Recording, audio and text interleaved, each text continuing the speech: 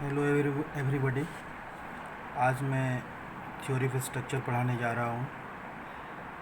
इसका पहला टॉपिक है, पहला यूनिट है डायरेक्ट एंड बेंडिंग स्ट्रेस। इसमें हमें पढ़ना है concept of direct and bending stress. इसका क्या कॉन्सेप्ट है वो पढ़ना है। तो इसका हम दो डायग्राम ड्रॉ कर रहे हैं।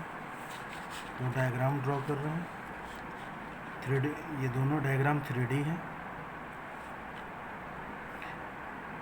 ये दो कॉलम हम चूज किए। इस कॉलम पे जो लोड लग रहा है वो एक्सियल लोड लग रहा है, मतलब सेंटर पे लग रहा है कॉलम के। दो एक्सिस दिख रहा है, ये एक वर्टिकल एक्सिस, ये एक हॉरिजॉन्टल एक्सिस। और ये दोनों एक्सिस जहाँ कट कर रहा है, जहाँ लाई कर रहा है, उसी पॉइंट पे जो लोड लग रहा है वो हमारा एक्सियल लोड है, या कॉन्सेंट्रिक लोड है। और दूसरा जो कॉलम है उसके उसकी किसी भी एक एक्सिस पे जो लोड लग रहा है, मतलब या फिर ये कह सकते हैं कि सेंटर के अलावा कहीं भी जो लोड लग रहा है उस पूरे कॉलम के क्रॉस सेक्शन पे सेंटर के अलावा, तो उस लोड को हम लोग कहते हैं एक्सेंट्रिक लोड। और उस लोड के कारण जो स्ट्रेस डेवलप होता है, तो डायरेक्ट स्ट्रेस भी डेवलप होता है, बेंडिंग स्ट्रेस भी डेवलप होता है। बट एक्सियल लोड के कारण ओनली डायरेक्ट स्ट्रेस डेवलप होता है, वो भी ओनली कॉम्प्रेशन। आप देख लीजिए, फिगर 1 है, ये फिगर 2 है। ये एक्सियल लोड ओनली कॉम्प्रेशन, इस eccentric load direct and bending stress.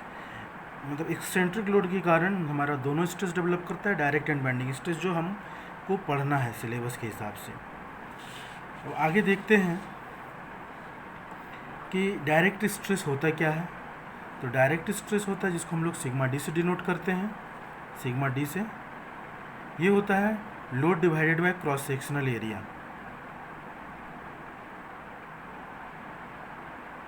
ये जो हमारा क्रॉस सेक्शन है, इसका जो एरिया है, ये एरिया ही हमारा ए है, कैपिटल ए। ये दोनों कॉलम सेम है बट लोड अलग अलग लग रहा है, तो वही समझाया गया है। तो ये इस स्ट्रेस को हम लोग कहते हैं डायरेक्ट स्ट्रेस। ये ऑलवेज पॉजिटिव होता है। क्यों? क्योंकि ये कॉम्प्रेशन डायरेक्शन में ही लग रहा है, कॉम्प्रेसिव हो रहा है, क्योंकि टॉप से बॉटम के डायरेक्शन में लग रहा है, तो ये ऑलवेज कॉम्प्रेसिव होता है। और ये हमारा एजम्पशन है कि जो स्ट्रेस कॉम्प्रेसिव, हम मान के चलते हैं कि कॉम्प्रेसिव है तो उसको हम लोग पॉजिटिव मानते हैं इसका स्ट्रेस, और जो हमारा टेंशन में है उसको हम लोग नेगेटिव मानते हैं। तो इसलिए डायरेक्ट स्ट्रेस ऑलवेज पॉजिटिव होता है, ऑलवेज, क्योंकि वो कॉम्प्रेशन में है। अब बेंडिंग स्ट्रेस पॉजिटिव भी हो सकता है, नेगेटिव भी हो सकता है, वो अकॉर्डिंग टू सिचुएशन डिपेंड करेगा। बट बेंडिंग स्ट्रेस है क्या? तो बेंडिंग स्ट्रेस को हम लोग सिग्मा बी से डिनोट करते हैं। Sigma B is equal to M by I into Y. M क्या है? तो बेंडिंग मोमेंट है, आई है मोमेंट ऑफ इनर्सिया, और ये वाई है, ये मतलब ये distance between maximum distance from neutral axis to the top surface, जिसको हम लोग वाई कहते हैं, ये वाई मैक्स भी कह सकते हैं। ये आता कहाँ से बेंडिंग स्ट्रेस? तो ये हम लोग 4th सेमेस्टर में पढ़े होंगे। बेंडिंग फार्मूला, वो फार्मूला होता है M by I is equal to sigma by Y is equal to E by R. इसी फार्मूले से sigma is equal to M by I into Y, ये आ गया है। अब इसका हमको मैक्सिमम स्ट्रेस और मिनिमम स्ट्रेस निकालना है। तो एक हम जनरल समझाए हैं, जब प्रॉब्लम करेंगे तो वहाँ और क्लियर हो जाएगा कि मैक्सिमम स्ट्रेस सिग्मा मैक्स से डिनोट करते हैं। मैक्सिमम स्ट्रेस को sigma max is equal to sigma D, जो कि डायरेक्ट स्ट्रेस है, प्लस सिग्मा बी, जो कि बेंडिंग स्ट्रेस है।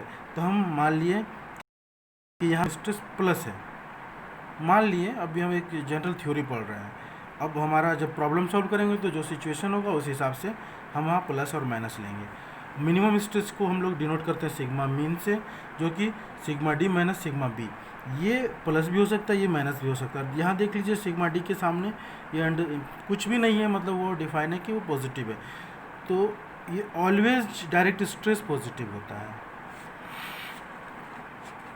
बस इतना ही। आगे की क्लास में हम लोग थोड़ा सा यहाँ पे और डिस्कस कर लेते हैं कि हमारा रिजल्टेंट डिस्ट्रीब्यूशन डायग्राम। तो देखिए यहाँ पे हम सिग्मा मैक्स और सिग्मा मिन लिखे हैं। ये हमारा एक 2D फिगर है, 2D फिगर है।